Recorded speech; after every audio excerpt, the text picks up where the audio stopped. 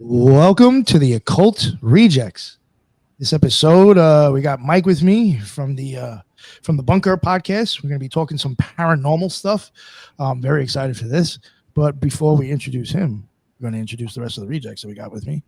Tonight, I got Brooke. What is going on, Brooke? How are you? Hi, thank you so much for having me. First, I want to shout out Vanessa. I'm wearing one of her Truth and Dyes shirts. So her link is in the bio. Make sure you go check her out and support her stuff. She's fantastic.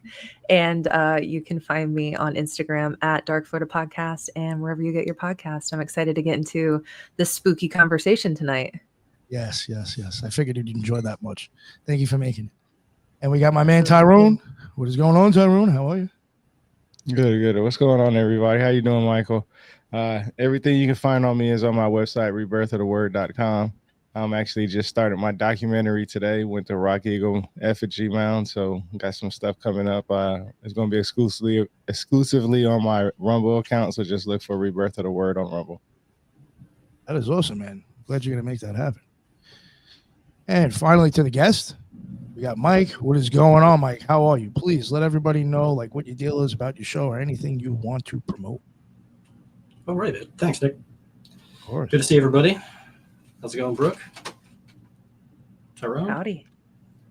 This is quite an honor. I reached out actually to Nick and I asked, you guys have any paranormal investigators on your show? Because I discovered your show. I love it. And I was curious if you had anyone else on, and you were just like, all right, yeah, why don't you just come on and we'll discuss it. So I was like, oh, damn, this is great. I've been a fan of the show for probably close to a year. That's awesome. Thank you. So it's an honor to be here. Thank you very much. No, it's cool. Thank you. So yeah, let people know what's your deal. I know you got a podcast and everything. Yeah, the podcast is a little bit of a hiatus right now. I did notice that. Sorry, I forgot. Yeah, the last episode was like February, right? Yeah. I'm getting into some different materials and doing some research and stuff now. But but it's the Bunker. If you search the Bunker Paranormal pretty much on any podcatcher, you're gonna find it. I'm on Twitter as well in the Bunker Cast. That's pretty much it as far as my online persona. I began investigating, got into it back in 2001, 2002 range.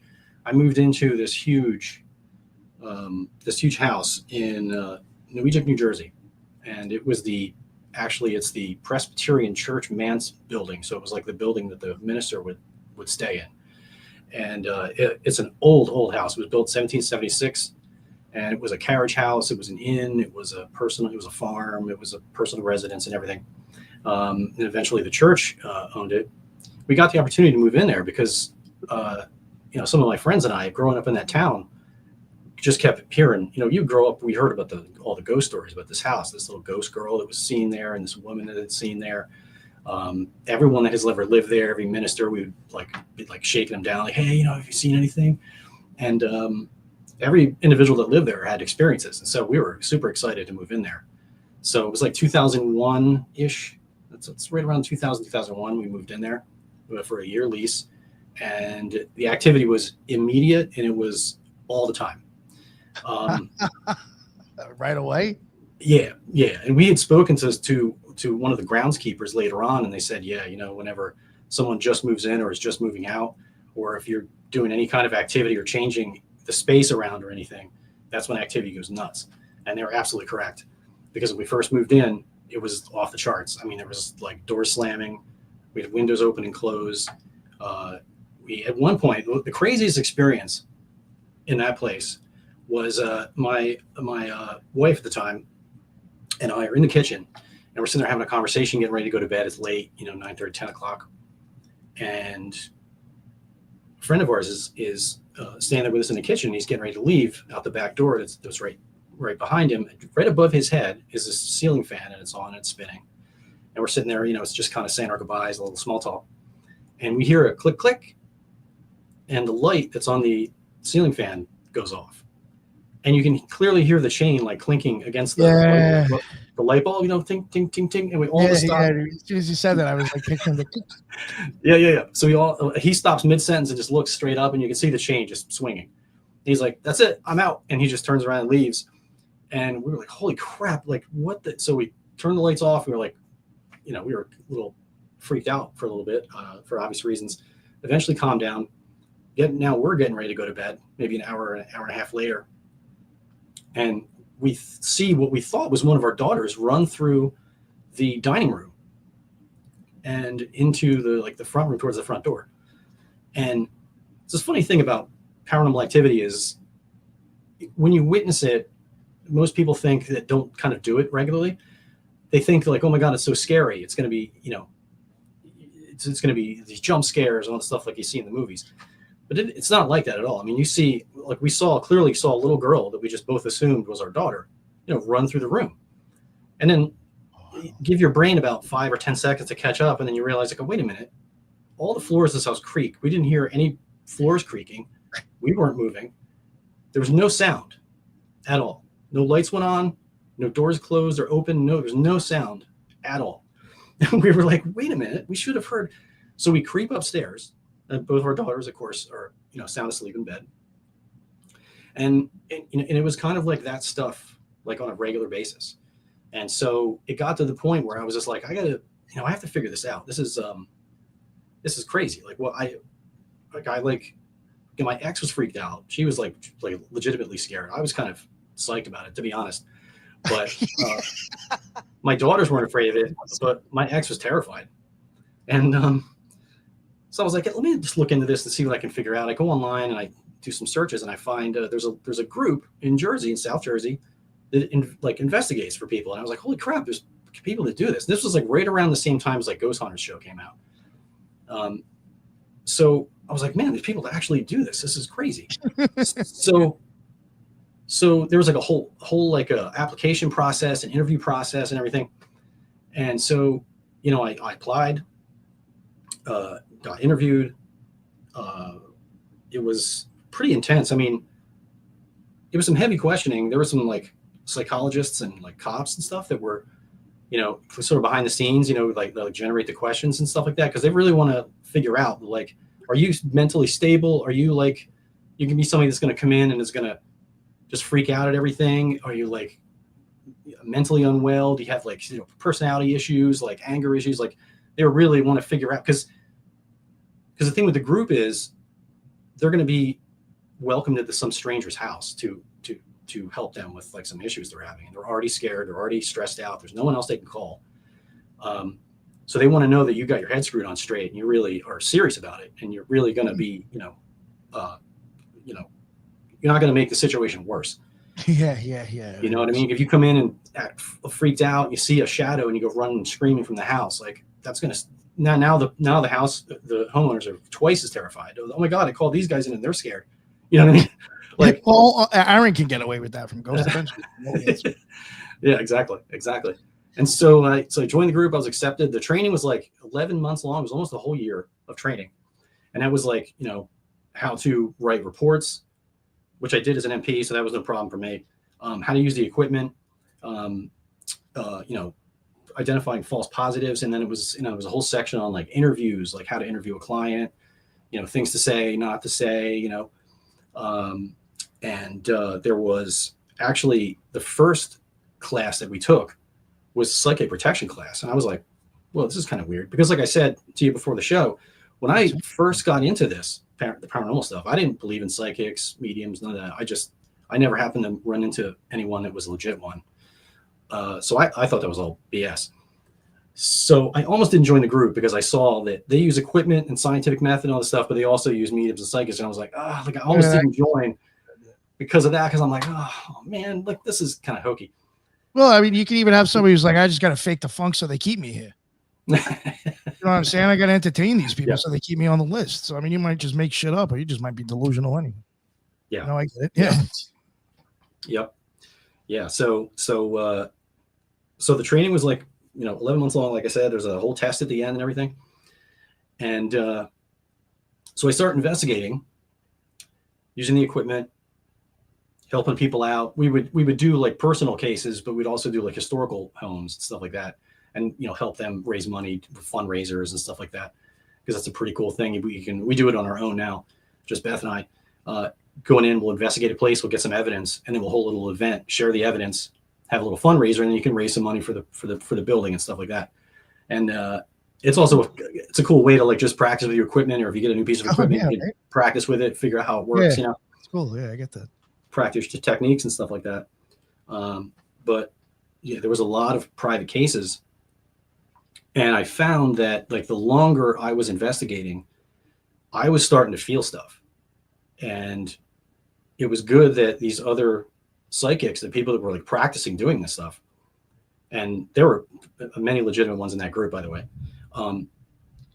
Being around them as a guide was great, because I started noticing I was like feeling stuff. I would like walk into a certain area of a house, and I would feel like dizzy, off balance, and like kind of nauseous a little bit. I'd be like, oh man, what's going on? I'm thinking like, man, what did I eat? You know, and Yeah, right. but then what's weird is like, you know, I mentioned it to somebody because that's part of the training. Like anything you see, feel, sense, you know, you call everything out, right? Because you know you don't want anybody to like suffer in silence in the corner or something like that. You got a bunch of people in total darkness. You got to keep track of everybody. You know what I mean? And so I move out of that area, the feeling goes away, and I'm like, oh, that's weird. And I just step outside for like 2 minutes and like feel totally fine. Like, oh, wow, okay. Walk back into the same spot, feeling comes back. So I started communicating with some of these other mediums and stuff, and I'm like, what the heck is going on here? And they'd be like, oh, well, there's a spirit standing over there. You're probably just feeling that. I'm like, what? And like over time, it's like as I kept investigating and getting this guidance and advice from like these practicing psychics, at the same time seeing equipment go off corresponding to what they're saying, and then later on going through evidence and then finding evidence of, like this, oh, like, hey, this investigator said there was a woman with us in the room, and then lo and behold, you go back over your recordings and you got this female voice chiming in. Like, I'm having a conversation with Joe over there, and there's this extra voice popping in and is like answering us at some points, like intelligent responses. The EVPs. Yeah, exactly. Yeah, which the EVP is, by definition, that's like something your recorder picks up that no one heard with their ear. Mm-hmm. And another interesting thing with that, thanks for bringing that up, is I started hearing stuff like crazy that other people recorded but didn't hear. And what the director at the group basically said was like, everyone has their thing. Everyone has like either a certain piece of equipment that they have a lot of success with, or they'll have a certain feeling, like they'll hear really good. They'll hear stuff no one else hears, or they'll just feel stuff that no one else feels, or they'll actually see things in their mind's eye or whatever. And so my thing, I seem to be like just hearing stuff, because I started hearing voices like crazy. That I'd be in a room full of people and I would hear a scream loud as hell, and I'd be like, "Whoa, you guys hear that?" No. And then 4 or 5 other people in the room didn't hear it. And you'd also have sometimes 2-3 recorders in the room, the exact same brand recorder, all recording, sitting on the table next to each other. One of those recorders will pick it up and the other 2 don't, or 2 will pick it up and 1 won't. Like, over time doing this, it's like doesn't seem to be a rhyme or reason to it. And I think a lot of people that investigate, the longer they investigate, they sort of become occulted. And that's sort of the overall topic of tonight is if it's what we're doing with equipment. We go into a space and we're trying to communicate. It's divination. Like if whether you're using a Ouija board or a compass or dowsing rods or a REM pod or some other electromagnetic device, you're basically defining. You're literally directly trying to communicate with spirits. Yeah, I guess like same thing. Well, I mean, it'll be a little bit more drastic, but like if I'm trying to call Toth or Tahuti or whatever down to help with the talisman, I mean, what difference? I mean, I'm going through a lot more. I'm doing a ritual, but I mean, you guys are calling for something too and trying to get proof of it. Yeah, exactly. Never looked at it like using that. the Ouija board. That's what I was thinking about, using the Ouija board, for example. Yeah. That's why I was like, oh wow, that's interesting. Yeah, that's right. There is oh, go ahead. I'm sorry. I was going to say, it's really interesting you bring up the feelings of it too. So I also go out and do paranormal investigations and stuff like that. And it hasn't been until I've really gotten into it and I've allowed myself to be more open that I started having feelings too. And I never had thought of myself as a sensitive or anything like that. But I think the more you raise your vibration, you become aware of these things, and you kind of dial in, you can hit this other frequency and start feeling things and experiencing things that I think maybe other people miss or numb themselves, or just they're not in the mental state to receive. And that's a real thing. You can be standing in an area and just this overwhelming nausea will come over you. And it's kind of strange when you experience it. And then, like you said, you go outside or you change the location, and then it's like, okay, I feel 10 million times better. Like a weight has been lifted. Well, thankfully you had good guides to kind of help you through that, and you weren't navigating that on your own. Yeah. And it's good that it was kept in like a professional sort of approach to it, because everything we did, everything that we experienced, we tried to duplicate it like right away. Like the example I gave, walking into a certain area of a room and all of a sudden I'm gonna throw up. I walk away, I feel fine. I grab another investigator. Hey, can you just go over there? You don't tell them what you've sensed. You don't tell them what you feel. You don't want to lead them or, put something in their head, but you want to just say, yeah, can you just go stand over there for a second? And let them go stand over there. Okay. Oh yeah, I feel weird. I feel sick over here. Okay. Let them move out of the way. Get someone else in there. And so you just keep doing that and verifying it. And then, you're writing these reports that you're like accounting for every minute of the day, like so-and-so 3 rooms down, dropped the flashlight at 8:07. Like, oh, someone in another room. Oh, I thought I heard a bump or whatever. In their report, they're going to be like, oh yeah, I heard this bump. That's really detailed. That's impressive. That is so important. We do that when we do investigations as well, especially while out with the BFRO. So that way, you're right. When you have other groups, you can cross it out. But so say you all heard that at 8:07, but you heard a scream or a knock at 8:12 and no one else did. That's when you can really pinpoint those moments of activity. Yeah, exactly. And there's all these techniques for, even recording. Like it's, everyone is told like, it's just beat into our heads. Do not ever whisper under no circumstances. You don't want to be loud and crazy in an investigation. Excuse me, obviously, but you don't want to whisper either. If you have to say something or talk, you just do it in a normal tone of voice. That way, later on in the recording, it's really easy to identify. Oh, that's Mike. Oh yeah, he dropped his flashlight. Or my tummy made a weird noise. You'd be surprised at some of these real sensitive recorders. You get like a little belly grumble. It sounds like a demon just woke up. Yo, I hear that stuff out of people on podcasts. No lie. So I'm sure that happens with the recording. Oh yeah. Yeah. So real professionally, because you need to account for everything, so you can rule the normal stuff out. And when you work really hard to weed out all the normal stuff, what you're left with is like, it's more impressive, and it's more fits into the category of like unexplained or paranormal. But yeah. Oh, come on. No smoking. You can't smoke? No, because it could be mistaken for mist, like or a spirit or an apparition. Don't look at me. Look somewhere else. We'll have a designated smoking area. He's gonna be eating tons of gummies. Sorry. Go ahead, Mike. Yeah, and it's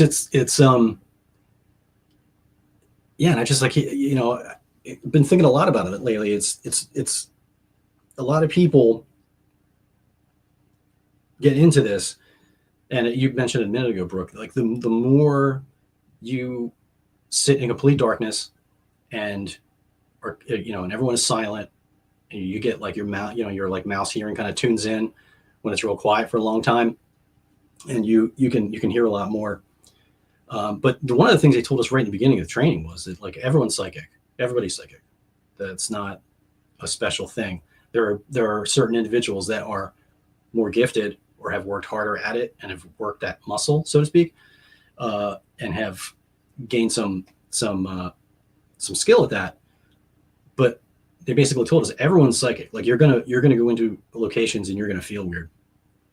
Yeah, you're gonna sense things. You're just gonna bad feeling about something. Hey, this room feels weird, and that still happens to me to this day after investigating for years and years. There's certain areas I walk into and I'm just like, yeah, no, I'm not going in there.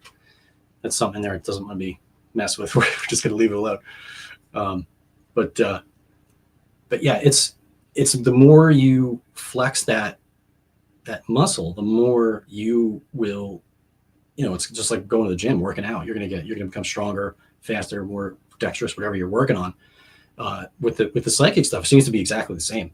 And the more you do it, And the more you sort of, like when you're sitting in the dark for hours, like your sight kind of goes into the background, you know, then your hearing and your senses and everything else kind of expands.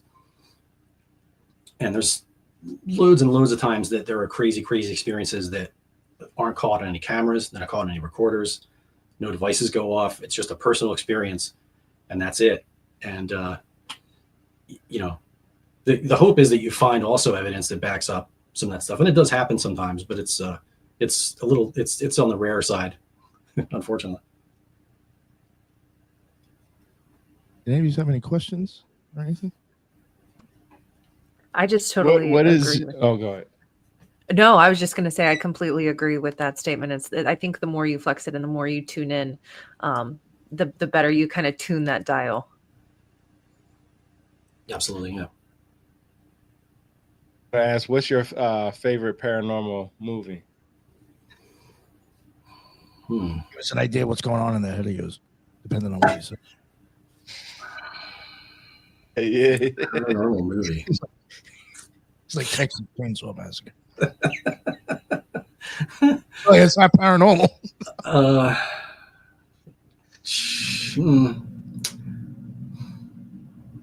Man, I think I don't really like any of them. Yo, the ones they've made in the last 10 years kind of suck. I'll be totally honest. I think the first Paranormal Activity was pretty good. It was pretty good. Yeah. You know, it was entertaining. It's not one of my favorite, but you know what freaked me the fuck out? I'll have no problem admitting this. Fucking Blair Witch. Yeah, I was under the impression, I went and saw it like on the night it came out, and everybody was like, "Oh, this shit's supposed to be real." And I was like, "Yo, what the fuck?" I was like, "Yo, that shit's real? What the fuck?" And then the next day, I was telling somebody about it, like, "Yo, that shit's not real. It's fake." And I was like, "Oh, thanks, thank God." Amazing marketing campaign for that movie. Yeah. Yeah, that was pretty freaky. I like that they tried to, like, it really seemed real. Some of it, like, it seemed like real footage and stuff. You know, the reason I even brought that up is because when it's Paranormal Activity, it was all done with camcorder. It made me think of Blair Witch. Well, since you say you don't really like any of them, what makes you dislike them? Because I know, like me being in the military, if I watch something that's like a military movie, I can look at it and be like, yeah, that shit's pretty fake. I can tell that the uniform is messed up. You know, I can tell it just throws off the mood, right? So what is it that you see a lot that just like, nah, that I can't. You know what's what kind of annoys me about the whole paranormal thing in general and just television, the television portrayal of it is like, it's always the fear-based stuff. It's like always fear. It's always a demon. It's always like, you know, hell opens up and here it comes. Like, and Always a demon. It's reflecting in society as well. I mean, I'm sure you guys are aware that, you know, after the Exorcist movie came out, like exorcisms like exploded. They're all over the place all of a sudden, right? I mean, we kind of see that. We see that with other investigators that, I mean, we don't have our own group. It's just Beth and I, but we go to other different groups that need extra hands or whatever that ask us for help. And so we made contact with a lot of other investigators in around the area and stuff.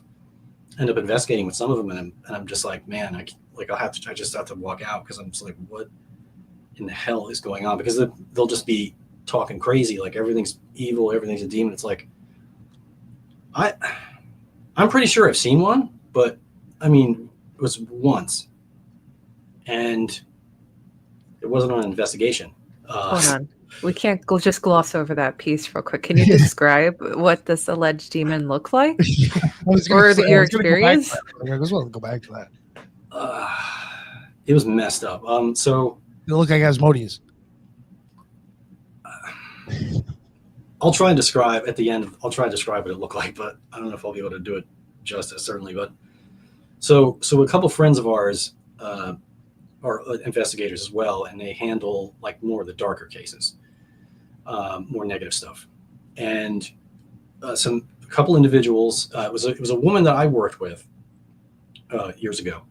Reached out, and she was worried about her sister that had some issues. She went. I think the story was that her sister went out investigating in the woods by herself, found this old abandoned house, and was exploring it and just became obsessed with this place and just kept going back over and over and over and over and over again. And what's interesting is when she was telling us the story later, I got the impression that there was something trying to prevent her from going there, because she said, and she's kind of said it in passing, but like we interviewed her about it later, and more of the details came out. As she's walking to this place, like branches are falling in her way, and stuff, like an animal runs by, like all this weird stuff happened, like on her way to this house. Like, I mean, it's like stuff like big branches were falling out of trees and landing right in front of her. Yeah, this is like shit on TV now. It happened a couple times. And I thought of it later. I'm like, man, so I think something was trying to like stop you from going there. Like, this stuff just kept happening in front of her. So, long story short, she goes back to this house over and over and over again, and starts acting strange. And like her sister becomes concerned because she's not acting herself. She's like looks strange, like her eyes look different, and so starts saying some like really concerning stuff. And came to us, and so we contacted our other friends that deal with more negative things, and said, how about just meet us at this place, and you just spend some time with her, have a conversation with her, see if she'd like our help and stuff like that. And just kind of just passively. And this woman is like extremely she's been training mediums for years and years and years. So she'd be the one to like have a normal conversation with her, but at the same time kind of try and tune in and see what's going on like behind the scenes, And so they come over and they have a lot of conversation. She ended up refusing the help, which was interesting. And as they're leaving, and I wasn't trying to tune in or anything, I was just kind of just sitting there, just taking it in because I knew them already. As they're leaving, the sister opens the door to the place we were at, and then just like takes one last look and turn towards me to look at me. And her skin looked like gray or green. It was her whole skin color changed. Her eyes were completely different, did not look like her eyes at all. And her teeth looked like almost like shark teeth. And this was like a flash, like just right in my face and like right out of nowhere. And I was like, and I must have had a reaction. I mean, I feel like I reacted. You try not to in those situations, but like it scared the hell out of me. And then she just like turned and walked out. And I mentioned it later, and the other medium was like, yeah, I saw that too. It's kind of concerning. Now what exactly that is, I said the D word. I don't know what it is. I don't know what that is. I don't know what I saw. I can tell you I've never seen anything like that before that or since, and I hope I don't, because it was awful. And like I said, it was an instantaneous thing. It was like this girl's face 1 second, and then boom, this other thing just overlaid on it. And it was people ask me all the time, what's the scariest thing you ever had on an investigation? Like, well, it wasn't on an investigation. Like it was this thing. I don't know what it was, but yeah, I mean, as far as I know, she has not received any help as of yet. So sort of sounds like a potential reptilian as well. It kind of looked something like that. Yeah, it was freaking weird. Almost, vanishing rituals. Get the motherfucker out of there. Yeah. We've assisted with exorcisms and stuff like that, and there's the people there like speaking Latin and doing all that stuff, and we're just kind of there holding space and just assisting. But yeah, I mean, there's some dark stuff out there. I didn't believe in exorcisms before I started investigating either, to be honest. I thought it was like a cool movie. I love The Exorcist, the movie. But I didn't think that any of that stuff was real at all. And yeah, I believe now, for sure. Oh no, that is wild. I before we even started going live, we was talking about what if I was interested in this stuff, and I'm definitely am. And I always try to connect everything back to the history part, like the Sumerians, since that's like my favorite civilization to learn about. And they had, and the Sumerians and Akkadians had a certain word for Giddim or Edomu. It's basically the same thing, like spirits or ghosts or something like that. Underworld and stuff like that. They have their own underworld. But what's interesting is I also try to find things scientifically too. Like I know what the ancient people said because they wrote it down based off of their understanding. But now I want to know if science was able to kind of in a way prove it. And a couple of years ago, I think it was during when COVID started, actually, I read this article about what they call is the demon face syndrome. There's an actual medical term for it, but I don't know how to say it or correctly. It starts with a P, I think it is. Let me see. Yeah, it starts with a P. Yeah, I know what you're Yeah, talking about. and yeah, and I, and that's what makes me always say that you can't tell anybody what they're experiencing because there could be possibly out there, paranormal entities and stuff like that out there, but there can also be people who have medical conditions that can show that kind of thing. And a demon face would probably be something like that. Somebody's walking around with that condition and then, they think they're having, for one, people are telling them they having some kind of psychotic breakthrough or going crazy or something like that, or whether, they're making it up or something like that. They need to be put on medication and this, that, and the third, and I don't understand that's happening. And then there's our people who's actually having experiences with that stuff. I know my mom told me she's a medium, so I definitely can believe this stuff. So it's just amazing to me that I was able to, in some way, find not just the explanation on personal experiences, but also scientifically if there's a condition that can portray that in a way to some people. Oh yeah, 100%. Yeah, there's actually a I think it's 54 questions now for the questionnaire we send out. If someone reaches out and is having issues in their home or the business or whatever, and they want us to come out and investigate, we send like just a huge list of all these questions. And part of that is, are you on any medications? Are you, using alcohol, drugs? Like, and all this stuff is kept confidential. It's not shared with anybody. It's destroyed after the fact. But we have to know what we're walking into, because, like you said, we could be walking into, a medical situation, and so it's always good to have people, on the team that are either paramedics, nurses, doctors, psychologists, cops, like all these people investigate, and they're all in groups out there. And it's good to have them there, because if you're dealing with a medical situation, or like some people are there you go. Yeah. Some people are having, reactions to medications and stuff like that. It can make you hallucinate.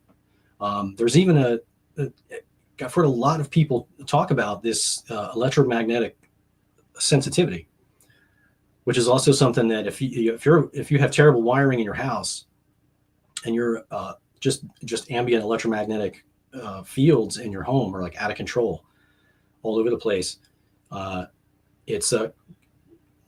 it can really mess you up. I mean, it can make you hallucinate. It can give you like skin rashes, like make you feel paranoid. Some people are very, very sensitive to that, and yeah, the medical part of it is like so important, especially if there's a psychological issue going on, in addition to, because sometimes you have like psychological issues, mental issues, you got drug issues, you have like they'll oftentimes be like be domestic issues, because no one's sleeping, and so they're like all on edge and everyone's fighting. So the energy level, sometimes you walk in, it's just like, oh my God, you don't even have to be a medium to feel like, holy shit, this is what's going on in this house. You know what I mean? And sometimes, we'll go in and we'll do a scan, and the EMFs will be off the chart, and we'll just tell them like, look, bring an electrician in here, and you got to get this fixed, because you don't want all this radiation all over the place. It could completely messing you up. And it also seems to make activity increase as well. Some people theorize that like, oh, that's just more ambient energy in the atmosphere for something to draw from to manifest. I can't prove it, but it's a pretty good theory. It seems to be true. I mean, I know for sure we've gone into homes with people that have EMFs off the charts, and like they're just a mess. Can't sleep. They have like these CPAP machines are awful for EMF. People have them right by their bed, because they need them to sleep, to breathe.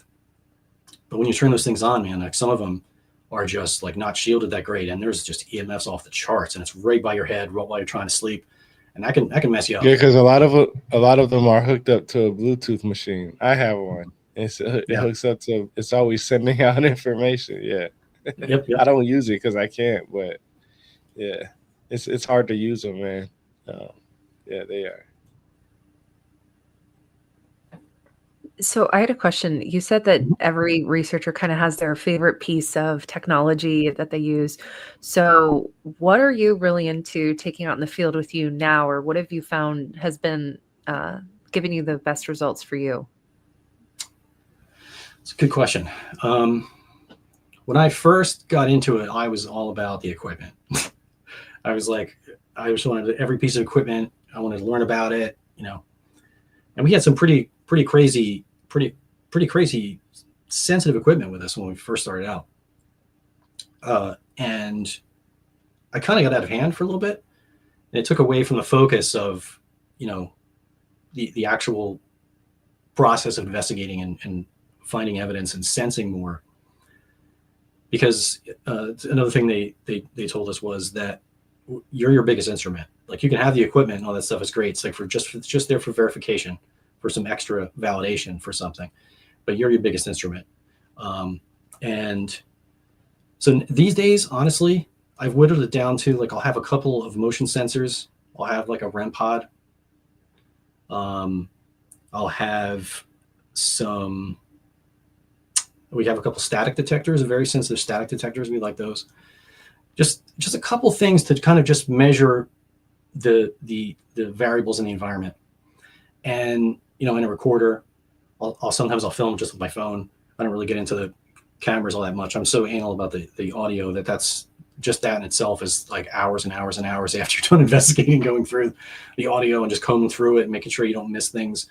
But I mean, a good recorder, and just, you have to have a good flashlight. That's, I think, the most important piece of equipment. And common sense too. My God, you have to, because you get some of these public events, and you're in there with a bunch of people that aren't investigating, or kind of aren't serious about it, and they're super jumpy. And every time there's a noise, they're jumping and freaking out, screaming and running. Oh, It's yeah. like, you're missing stuff. Or people that have just these like loud ass spirit boxes that are just like cranking out all this noise. So annoying, because you're not hearing all the other stuff that's going on. You know what I mean? Because all you hear is this freaking noise out of this radio, like screaming. Not that I mean, you can use that for some stuff, but I use those things very, very seldom. And I keep it to basics. A couple of motion sensors, like a REM pod or something like that, as a trigger object. And the hope is that you go in there and you can get communication back and forth. Like, you'll turn on the REM pod is like it's REM, it's REM, it stands for radiating electromagnetic. What it does, it just creates a little sort of bubble of EMF around its antenna. And when something breaks that field, it will alarm. So the hope is that, like, you get something to touch it for a yes, or 2 touches for yes, 1 touch for no, or something like that. And you start asking questions and getting interaction in between, and hopefully catching audio at the same time. That's the hope. But yeah, I've whittled down what I bring into the field. Like, I have one little case with me, and that's really it. Too much equipment. It takes your focus off what's going on. Because, like I said, 9 times out of 10, you're going to see the thing, feel it, hear it, whatever, and the equipment's not going to pick it up most of the time. I was telling somebody one time that if you go out there seeking these things, you're opening yourself up to something coming to haunt you. Have you ever had that happen to you? Yes. And it's always been when I let my guard down and I'm being a dumbass, basically. Like I said, when the training started, the first thing the first class that we had was psychic protection.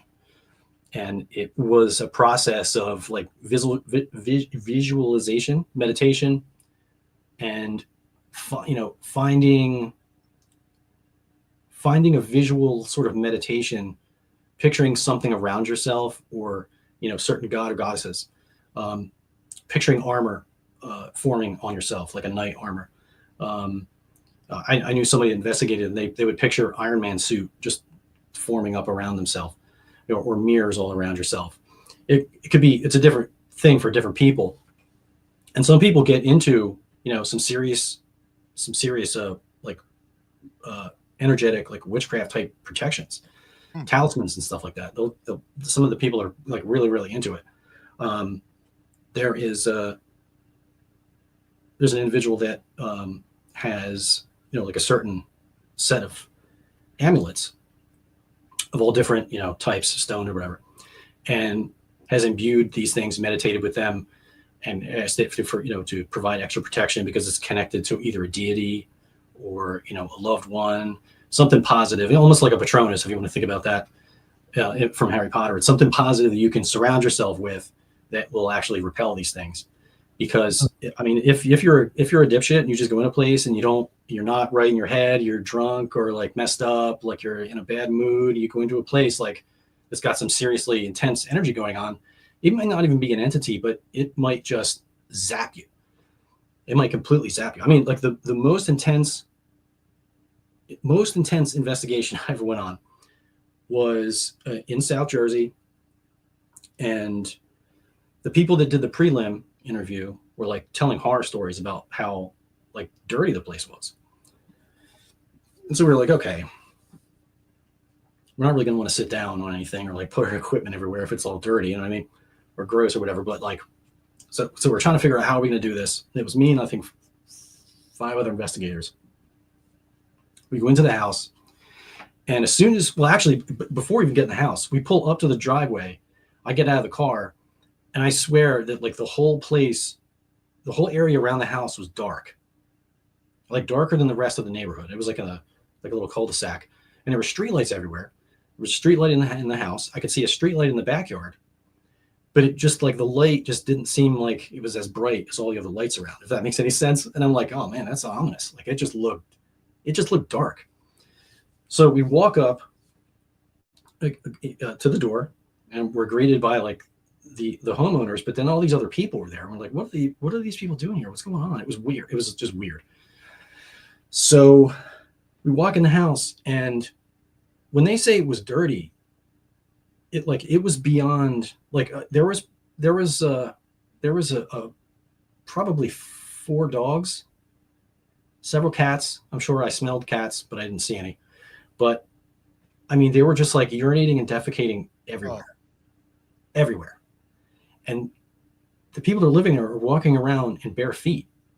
And I'm looking at the guy sits down in the chair and like crosses his leg and puts his foot up, and the bottom of his foot is like black, completely black. And I'm like, what the heck? And so I start looking around, and I start noticing stuff. There's crap everywhere, all over the place. And we're looking at them, and they're not even phased. And we talked about it afterwards, after we left, and we were like, man, they were really seriously affected, because like they were acting like everything was totally normal, like nothing was wrong.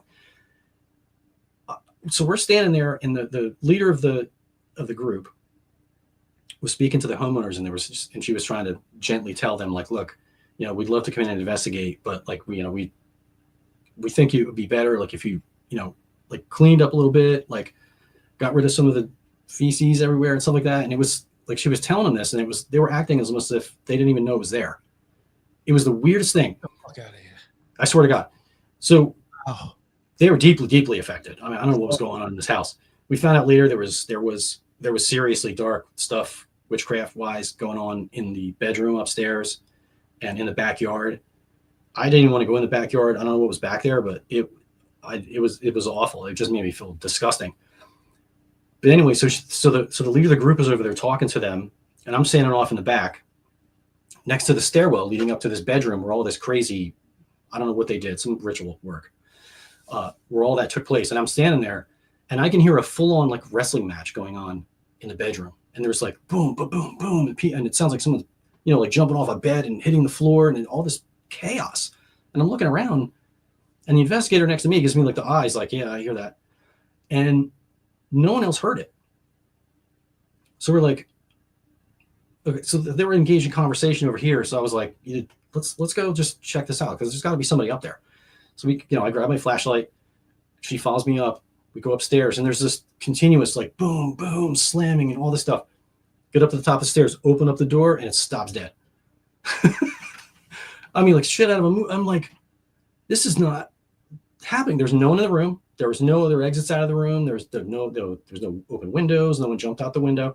It sounded like 2 grown men were like beating the crap out of each other. Instant we open up the door, it just stops dead. So we leave the bedroom to shut the door, like, okay, cool. Just hope it stops. And we come back downstairs. We're standing there, and I begin to see these little shadows about this big. I would say 4 to 5 inches tall, all black, little, look like a human form, but about this big. And they're darting everywhere, like come out from under the couch, running under the chair. And I'm like, at first I thought it was they're cats. I'm like, well, those cats are moving fast as hell. I'm looking around, and then I see one dead on, and I'm like, oh shit, that's not a cat. So the other medium that was there just kind of grabbed me, and she's like, yeah, they're all over the place. I see them. These things were shooting all over the place. We leave there, and I felt like crap for probably 3 weeks. Just felt sick, drained, angry, like just irritable. Like I was just a mess. And it wasn't like I was, congested or like, normal kind of symptoms. It was just, I was off. I felt like crap. And it wasn't until one of the other people in the group gave me this crazy mixture of all these herbs and stuff. I remember there was lavender in there, but there was all these different herbs with salts and all this stuff like that. And she's like, here, I mix this up for you. Just, just next time you get home, just take a screaming hot bath, pour this in there, mix it around, and just soak in there and just stay in there for as long as you can. Maybe meditate, put some protections up, do some extra stuff like that. Okay.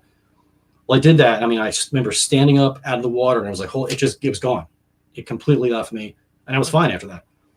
So, and yeah, there's been tons of times where we came home from an investigation and then we start hearing noises in the house. Like this place is haunted before we got here, I'm pretty sure. But there's been times where, you had to, they don't stick around long usually, but there's been times where you have to just, all right, yep. And it's a good habit, actually. As soon as we leave a location, we're like, all right, whoever's here, you got to stay here. No one's following us home. And then you do your meditations, and some people, they picture St. Michael coming in with a sword, just all around them, just cutting cords and all that stuff like that.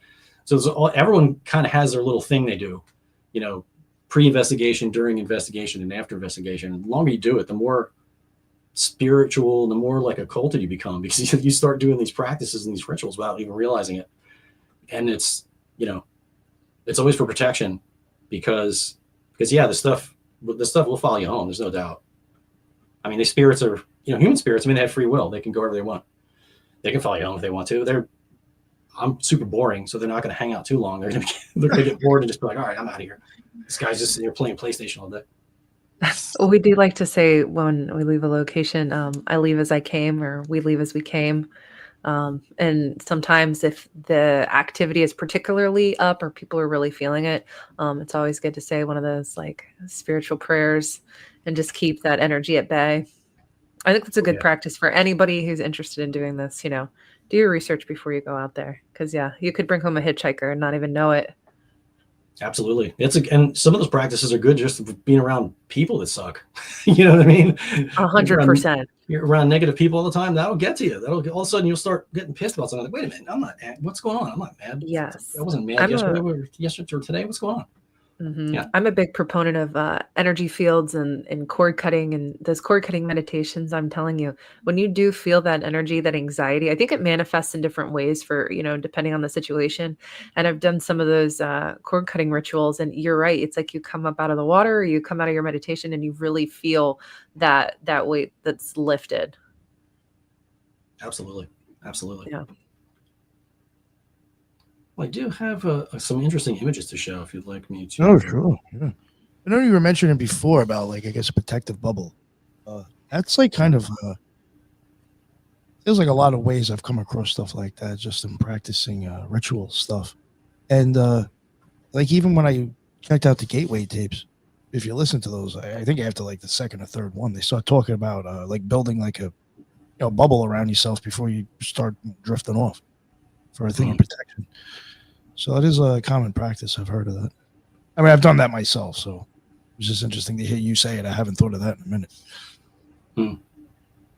Yeah, you're talking about it with paranormal, and I was used to doing it with actual rituals. Right. Yep. Yeah. Well, and there's a reason that shamans, for example, would have all of these very regimented rituals around everything they did, because they're speaking to some heavy duty stuff. Some of these, I guess some people call them elementals, or fae, whatever you want to call them. I think that most of the tribes had ways of describing, might have different names for it, obviously, but every sort of group of humans since the beginning of time has been communicating with something that you can't see, that's there, that's around us, and it has different names for different people and different cultures and stuff, but like a lot of it seems pretty universal. And I think a lot of it too is based on what you're going to experience on a case is kind of based on where you're at mentally. If you're in a real bad mood, I've seen this countless times, going into a case with someone who's like dreading the investigation, is intimidated by it, is having bad feelings about it, and is getting anxiety. And lo and behold, they go there and something negative happens to them while I'm standing there like totally fine. Like, what I mean? Like we had an investigation at the Hinsdale House in New York, which is one of these locations that's notoriously intense. That. And one of the investigators was just talking about it in an intimidated way for like almost a year beforehand, like for months and months before. And I did a little bit of research about the house and the area and what tribe was around back in the day in that area, and had a whole bunch of I have my own apothecary basically downstairs. So like I grabbed a whole bunch of different herbs and like sage and tobacco and cedar and all kinds of stuff, made up a little bundle. I brought my little drum. As soon as we got there, I just played a little drum, gave a little offering to the land, put the stuff back in the car. I turned to Beth, I'm like, we're gonna be good, we're fine. He's like, okay, cool. And we were fine the whole time. Absolutely nothing happened. I mean, it was a cool investigation. Well, you thought about like coming to them in their way. Like that's like, I know it sounds weird, but it's like that's how, like, if I wanted to do a ritual, if I'm depending on who I want to work with, and if I want to give offerings, I got to start. All right, well, what does that type of pantheon normally work with? What does that person normally work with? That was interesting that again, you went kind of like to go with what you're dealing with, and it worked. Yes. Interesting. Yeah, and we and Beth will just get the feeling, we'll get to a certain place, and you're like, yeah, because I keep this stuff with me a lot of times. She'll just be like, yeah, we should probably do an offering, just to the land, just in completely separately from whatever's going on in that person's house. It's just a good thing we try to do here and there, because so much trauma happened here, so much shitty stuff was done to the natives that were here. It's just messed up. So we like to give offerings whenever we can. It was in New York. I mean, I'm sure it was all over the country, but for some reason, I feel like New York and Long Island was like known for a massive like Indian population. Is that true? Yeah. Because that was a lot of stuff, even as a kid growing up in New York on Long Island. Like there was always like, weird stuff or paranormal activity was always blamed on the dead Indians. It's just always a story I heard. And then we even had like in Ronkonkoma, I know I've mentioned it on the show before, even have like the Princess of the Lake. There's even a story with that where like I think like she wanted to marry like a white guy, and her father like had none of that. So I guess like I don't know, somehow they both ended up dead. I think they both committed suicide or some shit. And now like every year supposedly she's gonna take like a male guy. And I remember when I was younger, there was kids that would drown in the lake, unfortunately, like every year. And people would be like, "Oh, see, it's the story of the lake and everything." It was always the Indian. Yeah, loads of guys have drowned there. It's crazy. Do you know what I'm talking about? Yeah. Yeah. Lake Ronkonkoma. Yeah. I forget the details of the story, but yeah, it was a tragic end, and people claim to see this Indian woman standing in the middle of the lake, like in 20, 30 feet of water, just like standing on top of the water. And yeah, loads of people drown, and it's always men. It's wild. Yeah, and there's been times when men, and they've even questioned that they think that might actually have something that like goes out. Like supposedly there was a hole that they've never actually gone all the way down in. And they do suspect that it could go out like off of Long Island somewhere, because times people will drown and they'll never find the person, but they never came out. Well, unless they faked their death, I don't know. But I doubt the 17-year-old was trying to fake his death. But so like there's even rumors of that, or just the bodies never show up. That's wild. Yeah. There was even people that happened to, and like I knew like for sure it was real and it happened. He didn't find one of the fucking dudes. Well, go ahead, Tom. Yeah, you heard of Lake Lanier? Have you ever heard of that place? Yeah. Some bad juju there. Yeah, it's a bad. It's very bad. There's a lot of historical stuff there, and Savannah has a lot of historical paranormal stuff too. A lot actually. They actually have a lot of ghost tours there. Yeah, been there a couple times. Yeah, that whole place just has a feel about it. That whole town. That was going to be my next question for you is, I know that you're kind of primarily up north right now, but have there been any locations that you've been to around the country that have stood out? And are there any on your wish list of places to go, like maybe the Stanley Hotel or St. Augustine, maybe New Orleans? Yeah,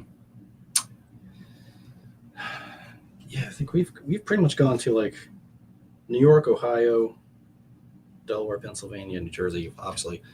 And I think pretty much all the places you've heard of we've been to multiple times. But I think the St. Augustine is one that I'd like to investigate. A friend of mine moved down there, and I would definitely like to investigate that place. I'd like to investigate the White House, to be totally honest. Yo, you know what? That's actually a pretty good idea. I would love to. Fuck knows, because I mean, if you want to go by half of the shit conspiracy theorist things going on in there, there's probably a lot of trauma. Oh, God. I can't imagine how much. Even just emotional from dealing with the stress, Yeah. of, getting fired, or I just got sexually harassed, anything. Yep. Shit. And St. Augustine's a good one. I just got back from doing a paranormal investigation there myself, and everything you were saying was just checking the personal boxes for me. It's the oldest city in America, so it has a lot of history there and a lot of dark history, unfortunately. A lot of bloodshed and trauma on the land, and it's almost like, I'm sure your friend will tell you, there's not really too many places you can go in St. Augustine that aren't haunted to some degree, from the old Star Fort that's there, the lighthouse, the jail, even just the cemeteries around the city. And a lot of the various builds are still, I don't want to say original, but they're older. They don't have a lot of new construction, so a lot of it's pretty old buildings and stuff. So That's actually definitely. that's one of my next spots to actually go to. Oh So my you're the gosh, person I need we to should talk to. Yeah, I'm collaborate. actually Oh gonna go. yeah, absolutely. Yeah, definitely. It's only like 2 hours away from me. I've heard that it's the oldest city in America, and I was just like, man, it's pretty. I never knew that, and I lived there forever, but I just never Gotta really find a paid decent attention to it. Yeah, so Yeah. I definitely I'm going there. I'm definitely going there. You have to. One thing I did want to ask, Mike, I guess it's a little weird question. It's just I'm just wondering how you are. If given the chance that this homeowner or whoever had you go, investigate their place, allowed you to carte blanche. Well, you're not going to destroy the house, but like whatever methods you want to use or whatever you want to do is okay. If they thought there was something there and they asked you, is there any way you can try to manifest it? Would you try? Or would you say, no, I'm not even doing that? I would refuse to do that. This one. Because yeah, I mean, it's one kind of disclaimer that we tell everybody to investigate, whether we do a full investigation or if we just stop by and just look at the place, check it out, and have a conversation with them. It seems that our presence just going there seems to just to cause activity to spike, especially if we go in and actually investigate, and we go in and we're communicating back and forth. It's definitely going to cause the activity to spike, at least temporarily. Even if it's not something negative, it's almost always going to happen. And that's kind of why the training was so rigorous, because we want to make sure, like the thing they would tell us is like, hey, we get to leave. Like when the investigation is over, we get to go home to our house. The client has to stay and deal with what we did. So if we go in there and make it worse, like that defeats the purpose of us going there. That's messed up. So just our presence going in, having a conversation, it's almost like the place knows, like, here's the people that can hear and see us and talk to us and stuff, because activity will spike just automatically. But if someone asked me to do any sort of summoning or anything like that, absolutely not. no way, because I don't know what they did before I got there. Oh, yeah, that's true. You know, I don't know if it's a setup. Like you Yeah. you know what I mean? Like that's, I mean, our questionnaire is this giant sheet of stuff, because we gotta really weed through and see like what pops up as a red flag before we even go out there. Like just inconsistencies in the story. Like you know, like one part of the questionnaire will ask like how many people live there. Yeah. You know? All right. You know what? Wait, hold on. I don't want to screw you up. I want to change the whole scenario. An empty building that nobody lives in. Okay. Would you do it then? Sorry. No. I'm going a little crazy. No, I'm not. I don't. Summoning's not my thing. Okay. No. I'm just wondering. What if they asked you to remove something? Would you even try to bother doing that or no?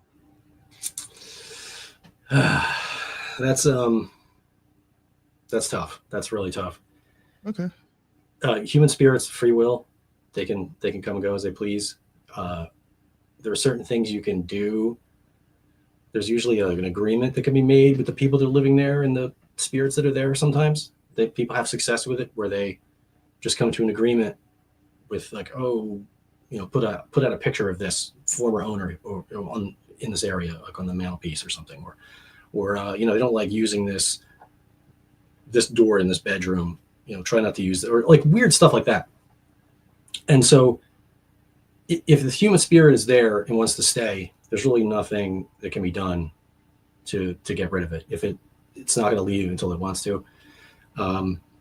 Normally, the vast majority of times, like they have to just learn to coincide with it and put up what people have the most success with is just being not pissed or angry or upset or anything like that, but firm, kind and firm. And you just set your boundaries. Like, okay, just please don't, and say it out loud. Like you look like a crazy person, but it seems to work. You know, just, you know, while I'm sleeping, please don't bother me. You know, if you want to move stuff around or whatever during the day, that's fine. You know, please just, you know, whatever. Or people lose stuff and they'll like just say out loud, hey, could you give me back my car keys? Like, because their car keys will just disappear. And we find that the people that are just firm and just have a conversation and just communicate in a kind way and set boundaries and be firm about it, they usually have a lot of success with that. And I've had that happen. It just happened to me the other day. Like, came in the house and put my keys in the same spot I always put them in. 5 minutes later, they're gone. Like tearing the house apart. What the hell? Where the hell are my keys? Like, okay, can I just have my keys back, please? And then they end up turning up, you know, sometime later. But yeah, it's a tough thing to come in, and we try. Oh no, I understand. Those are like pretty serious questions. I was just wondering. Yeah, we try not to investigate, even if we don't have to be honest. And most of the time we don't.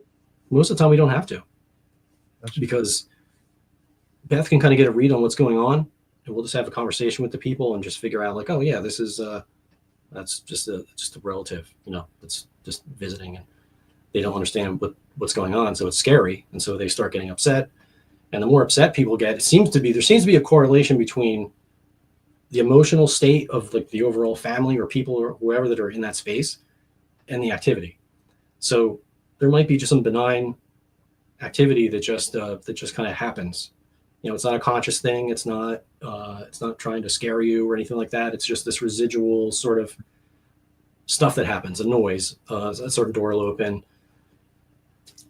you hear footsteps. Like that doesn't necessarily mean there's, you know, something in there creeping around trying to scare you. It might just be like, it's just the guy that used to live here just walking through. You know, it could be just like there's a theory, a stone tape theory, it's called. I kind of like the theory. I can't prove it again, but I kind of like it. And it's essentially like if you have a building that's made of, you know, there's stone, there's wood, all this kind of stuff, it's believed that those materials can sort of absorb things. Like a quartz crystal can store, you know, information in it. Well, some people believe that psychic activity or traumatic events or very, very positive events can sort of record in the wood and the stone and in the house itself. And there's just certain times a day that you're going to hear footsteps.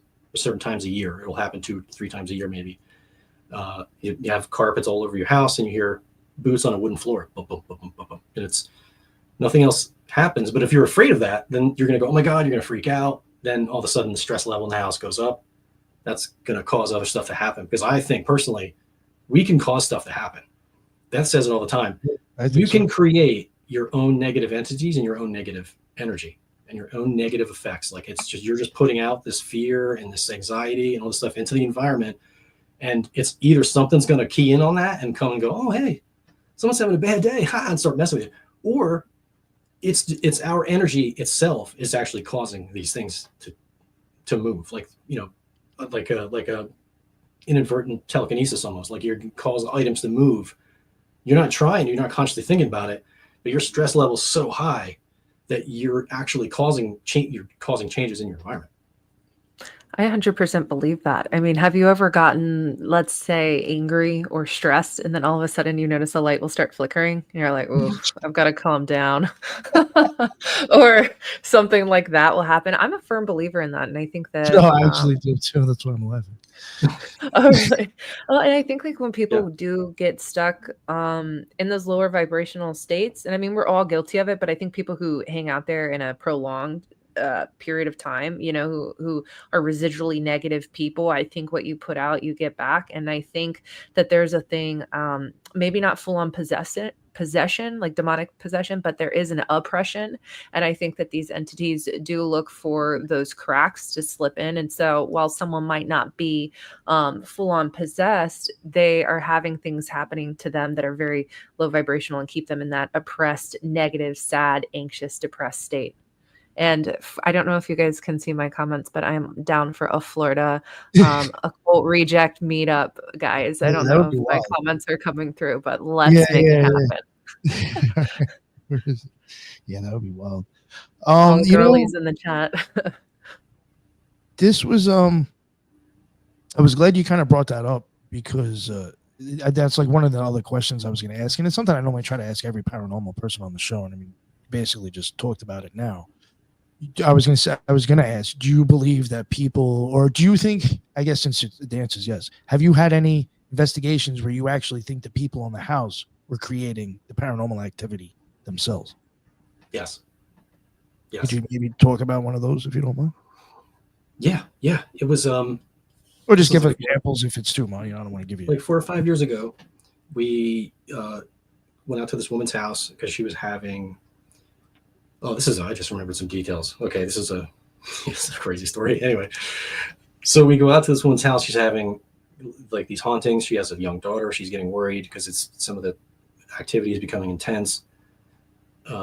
She didn't share this detail with me, but she shared it with Beth because she was more comfortable sharing it with her. Is that she was getting assaulted in her bed. And it was becoming more and more elevated, more and more intense and more aggressive. And she was getting really, really scared. So we go out there and we do an investigation. We come back, we do another one. And basically like no activity took place. No evidence was captured. But it was Beth that said, you know, because she was having this conversation with her about the more sensitive details off to the side. And it turns out that there was a lot of trouble in the marriage. The stress level was like up to 11, and they were, you know, having a lot of marital problems and fighting all the time. And so the energy in the house was just terrible. So she was becoming so upset and wasn't. This is Beth's take on it, not mine. But she basically came to the conclusion that, like, yes, because you're so upset and things are so bad between you two, that like you're creating this thing and manifesting it, and it's sort of filling this role that is, you know, supposed to be filled by your husband, and that's obviously not happening because there's all these like fighting and all this stuff. So it was bad. It was really bad. It was during the investigation too.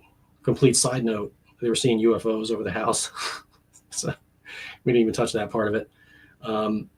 But she mentioned like, oh, yeah, when we first moved in, we found these creepy faces that we'd like you guys to get rid of if you can. And I'm like, you found creepy faces? What are you talking about? She goes, yeah, my husband didn't like him, so he buried him in the backyard. And I'm like, oh, they're buried? So we're gonna have to dig up a bunch of, like, do you know where they're at? And she's like, I think they're over here. Thank God Beth was there, because she's like, walked around. She's like, okay, they're like right in this area right here. I'm like, okay. So I dig up these two faces that were made out of stone, and they were creepy as hell. I mean, I don't know what purpose it would have been. A little kid didn't make it. It kind of looked like a ritual item, possibly. I'm not sure. I can't say for sure, but they were. Thank God we found them, because they were. I wouldn't want these things buried in my yard either. They were creepy as hell looking. Like, I mean, just made out of stone and like concrete, and like rocks were placed in it, and it was weird. It was really weird. So we were taught basically to, whenever you're going to get rid of something like that, to put it into running water. And so, I mean, we just had a weird feeling about these things.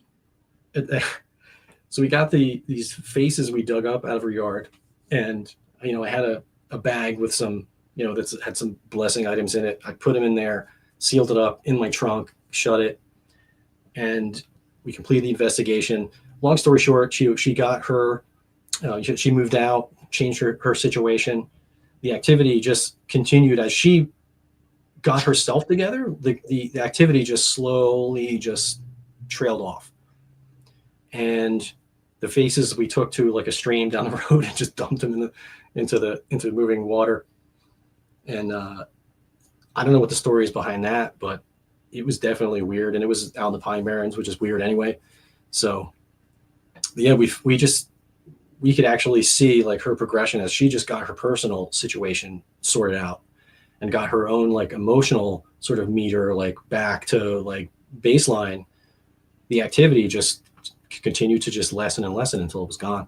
And to me, that was the evidence that she may have not created the thing, but was definitely feeding it, just because of the how awful the personal situation was in the house. I think that's so true. When you said that, I can speak from experience. I was dealing with some night terrors, and they were pretty intense for a while. And I won't go into too much detail, but they were bad, and I had to go and, seek help for it. And once I started dealing with some of those things and processing things that had happened, I am thankful I don't experience them anymore. And when I do, I'm really quick to kind of do some self-work to get it under control, because I think that different entities can manifest, especially in people's dreamlands when they're, I think, a little bit more vulnerable. It does seem to be true. Like the dream world is sort of, halfway there. If this is kind of way I like to look at it, like I've heard some mediums say that like the way they tap into a spirit is that they raise their vibration, and they sort of do a meditation, they calm themselves nice and quiet, and they raise their vibration to kind of move up to sort of meet the spirit, because the spirit is on such a higher vibration, most people don't perceive them. So that's how it's described to me by these mediums, and it does seem to be the case. I mean, I've had some pretty crazy experiences in meditation too. I mean, and it does seem to be something to it. There does seem to be evidence of consciousness moving on, because we've had several, I mean, it's happened more than once where we'll be on an investigation and an investigator will either think something without saying it and we'll get an answer, or an answer will come on a recorder before the person asks the question. That's happened several times. Or we'll have a voice come through in a different voice and say the word an investigator is about to say before they say it. So if there's a precognitive portion to this, which there seems to be, like, I mean, what is that? You know what I mean? I think that's the whole reason so many cultures over the years have had rituals and festivals and sort of to address this sort of thing, because it's there and you're experiencing it. Nowadays we have cameras and recorders and stuff that can sometimes capture the evidence of this stuff. But back in the day, it was all personal experience. And it was the spiritual advisor, the shaman, whoever was that person in the village, they would handle that sort of stuff, because they were sort of the medium. They were halfway between here and there, and they could more freely communicate back and forth, and had the protections and all that stuff to protect themselves. And I think, like a lot of stuff, I think is occulted on purpose. You don't want everybody doing this stuff. You know what I mean? It's not for everybody. I think that's why a lot of this knowledge back in the day was hidden, because if everyone had it, I mean, it probably would just be havoc. You know what I mean? Like, you have to have the discipline and the protection to communicate with this stuff and do it safely and not make things worse. I agree with that. Any of you two have anything you wanted to ask? Have you ever seen that movie, The Entity? Because that last story you talked about reminded me of that movie. That was a crazy ass movie. I don't think I saw that one. I gotta check it out. It's supposed to have been based on the true story. It's pretty crazy. Nice. Yeah, I heard of it. Check it out. Did you see that movie with that guy that was possessed? He kind of got like it was kind of popular when it came out. I think that some dude went to go meet the guy in prison, and he was supposed to be possessed. And the guy, I think it was like some religious dude or some priest, was like having a conversation with this dude. Supposed to have just been like pretty wild. Oh, I can't remember the name. Fuck. I'm pretty sure if I said it, you might know what I was talking about. But like for some reason, it was like real big with either the Catholics or the Christians too. Like there was like some issue with them. Either they were promoting it or they said there was an issue with it. I can't remember. But yeah, I thought that movie was good. No, that's all I was gonna get at. And in that movie, I think it even like, I guess for like possession and stuff. The one thing that I thought was interesting is like the thing does say like, I've already like gotten acceptance from you so many fucking times in the past already. You don't even know when I took over. And I sometimes do think that shit's true too. Yeah, that's freaky. I think that goes back to the, demonic oppression and possession and where that line is. Yeah, it was basically like, yo, you allowed me in tiptoed so fucking far that you're gone now. Yeah. It was just like, damn, it's fucking. Yeah, that seems to be how it works. Yeah, for sure. It's just like a little tiptoe towards the goal, but it isn't anything crazy all at one time. It's a whole bunch of little things. Yeah. Like, oh, you can cheat on this test. No one's gonna figure it out. You can get right. I guess like if that's what it has to do, just to get you to start going in a certain direction. Yeah, small little increments. Yeah, will get you there eventually. Yeah. Yeah, keep listening to that little voice, and then you start getting successful. You start getting more money. You start getting things start clicking for you. It's like, oh yeah, so you're gonna keep following it. Yeah. Yep. Did you have any other weird or wild experiences that maybe you could share with us before we wrap it up, or anything? Yeah, I was going to ask if he ever got to witness an exorcism or watched a video of one that nobody got to see or something like that. Beth has assisted in 2, I think. And it's pretty crazy. I mean, again, like it made a believer out of her because, she's having a conversation with this person that she knows. And then like suddenly her eyes change color, her voice changes. And, the one thing that kind of always seems to be said when we're around something negative is it just doesn't like her. Because I think because of her light, they don't like if she has such a light that I think it's offensive to the more negative stuff, and the negative stuff I try to stay away from, to be honest. And it's kind of interesting because there were so many when I was in that first initial group I was in. There was negative cases all the time. There was a whole team that was designated for just those cases, and the rest of us would handle like the regular, we call it Casper cases. And there was a whole other team just for that. They called it SRT, and it was just for those negative cases because they were happening like on the regular. And it's kind of weird. Since we left that group, went out on our own, we've had some intense, investigations here or there, but overall, like the negative stuff just either avoids us or we're avoiding it, or I'm not sure. Sometimes I've speculated that maybe somebody in that group was like wanted it there, was kind of inviting it in. I don't know, because it's like that scene in Star Wars, you know, when Luke is on Dagobah and he's doing his training, and they walk up to that Sith temple, and Yoda basically says, go in there, and Luke starts grabbing his weapons, and he's like, no, don't bring weapons, you don't need those. And he's like, yeah, whatever, dude. Puts his weapons on and goes in there, and I think Yoda actually says, Luke asks him what's in there, and Yoda tells him, like, whatever you take with you. He takes his weapons in. Lo and behold, he has a fight. So I think that is kind of how it works. Like, we're just with not only investigating, but just everything. If you're a super negative person and you're putting out negative thoughts and emotions and stuff like that all the time, it's going to come back. Like, you're going to get negative stuff happen to you. And when you're going into investigating, I think it just kind of magnifies it, because you're going into a space where, like, either, especially if it's a private case, you're going in, someone's already afraid, so stress level's high, you're coming in negative.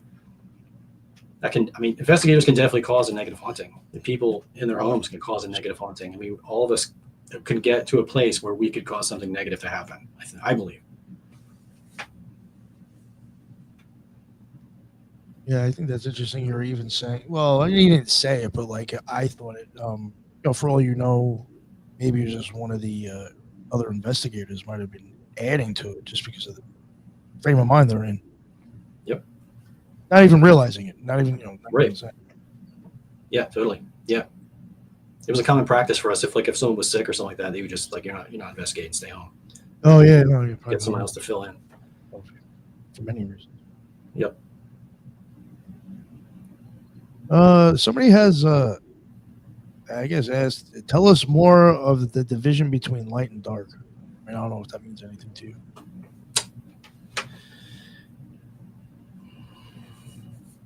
I think the universe is made up of dark and light and everything in between, and it's this whole spectrum. And there's magic, there's power, there's energy, but it's all in the way you use it, I think. Like, for example, fire is a very beneficial thing. You can cook food with it, you can warm your house with it, you can also burn down a whole city with it, you can kill people with it, so it, to me, the energy, power, the magic, whatever you want to call it, it's all out there.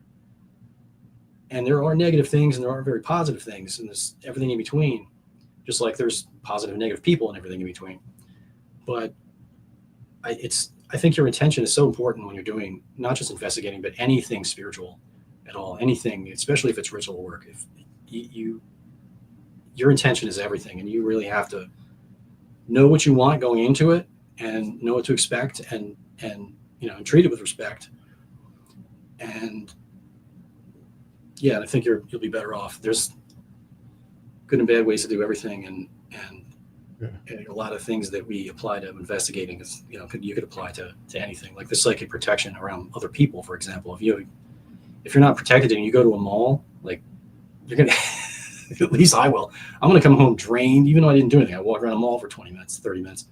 I'll come home drained, like, oh man, but I'm around all these other people, and all the stress, and all people yelling at their kids, and like all this crazy activity going on, and it can drain you. And people will do it just as quickly as a spirit can, I think. Because if you think about it, we're spirits.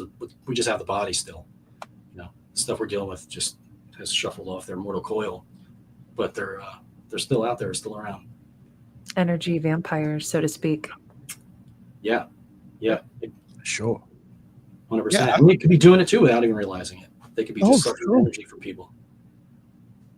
It's funny again how you even talk about how it'd be good just to, I guess, protect yourself anyway. Like, when I was seriously into doing magical stuff throughout the day, or doing ritual work throughout the day, before I left my house, I would have already kind of basically have done that. That was like a normal thing to do all the time. So yeah, I get the idea or the value of doing 100%. Yeah. Before we wrap it up, did you, Brooke or Tyrone, did you have anything you wanted to add or ask or anything like that? No, this was an Yeah, incredible conversation. Yeah. Fucking wild stories. Yeah, There's I probably was some just more, going to I say know. the same thing. It was a great conversation. Definitely a great conversation. Yeah, like I'll tell you the truth, this one I'll probably actually will re-listen to. I was like, holy fuck. There's just some of the shit you were saying. I was just like stuck on one thing and like, missed a minute. Something else he said. Some pretty wild shit in some of those stories. Appreciate it, man. Yeah, no problem, man. It was an honor to come on. For sure, yeah. If you ever have more stuff to talk about, man, just let me know. You can always come on. Cool. Brooke, before we wrap it up, why don't you let everybody know they can find all your amazing stuff? Sure thing. You can find me on Instagram at Dark Florida Podcast and wherever you get your podcast at Dark Florida. Awesome. Thank you very much. And Thank Tyrone. you. All right. Yeah, this was a great conversation, Michael. I enjoyed it. Hearing your expertise and stuff like that is very interesting. I'll probably have some follow-up questions that I'll think of because I'll go back and listen to this one also. Everything that you can find on me is on my website, rebirthoftheword.com. You can also get my book, Journey Through the Origins of History, on Amazon, which became a bestseller. Check it out. And I just started my documentary. It's going to be on Rumble. It's going to just be me and my equipment and me just trying to do a little documentary. So don't expect the Oscar nominee type things. Nice. I'm sure you'll do great. You got good equipment, so I know the picture will look good. Nice. I'm excited for that, bro. Make it happen. And Mike, let everybody know. Well, I mean, I guess I know the podcast is kind of on hiatus, but if there's anything you want to plug or socials. Yeah, you can find me on Twitter. I'm usually most active on there at In Bunker Cast, and the podcast will be coming back. I'm going to be doing some deep dives into some books. I think I'm going to be taking a deep dive into the name escapes me. Crap. I'm going to go into some Keel books and into some shamanic material, and some more on the woo-woo side of stuff. I took a dive into some conspiracies, and the shit got so dark that like I'm honestly like just completely done. So I'm like I gotta take my focus back over here because lose my shit because too many rabbit holes, and it's some dark stuff going on out there right now. So I'll stick to the paranormal, and so we'll have some book reviews coming up soon. Awesome, nice. All right, are you guys like available for investigations and stuff? Yes, yeah. Beth and I are in charge of a house in Burlington, New Jersey. Actually, it's called West Hill Manor.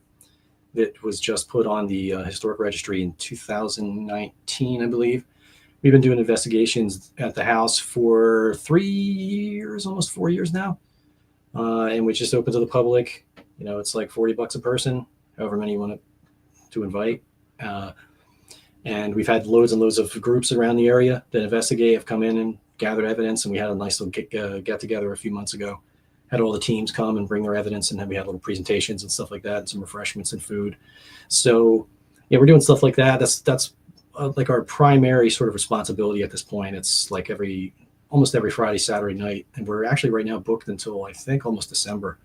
So yeah, that's kind of our main responsibility right now. Awesome, nice. All right, I was just saying if anybody wanted to maybe get in contact with you. I didn't know if that was like something you're down with. Yeah, absolutely. Yeah, if you're interested in investigating, reach out if you're in the area for sure. And we because we're always doing events and investigations and stuff. I mean, there's a place we investigate right down the street from me. It's within walking distance. So there's a lot of stuff around to investigate. We always have our always jumping around from group to group and investigation here and there around this area. So feel free to reach out if you're interested, and can give you some information. Awesome. I just added your Twitter link just now into the show notes. I realized I didn't have anything in there for you. I'll add anything else that you want me to afterwards. But yeah. Thank you very much, man, for coming on. Again, that was really it's probably one of my No offense to any other paranormal people that I've had on, but that one really got me. I was like, holy shit. Yeah, Thank you. Thank you. Yeah, no, that was fun. The chat too, that's what's up. There's a lot of people chatting in there, a lot of funny stuff, a lot of good stuff, a lot of serious stuff. That's what's up. I appreciate it. That's why I like to go live. And that's the end of another Occult Rejects. And tomorrow, if you guys catch it, we got somebody coming on about elongated skulls, giant skulls, or whatever, giant skulls from Aruba. So that should be interesting. She's been on before, second time tonight, tomorrow, Heather. So check it out. And until the next one, everybody be well. Later.